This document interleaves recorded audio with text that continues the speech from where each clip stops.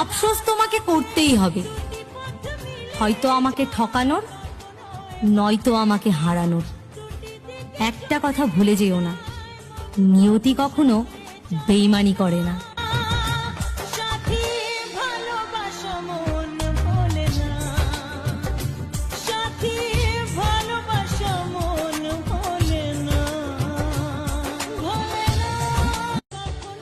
আফসোস তোমাকে করতেই হবে, হয়তো আমাকে ঠকানোর, নয়তো আমাকে হারানোর। একটা কথা ভুলে যেও না, নিয়তি কখনো বেইমানি করে না।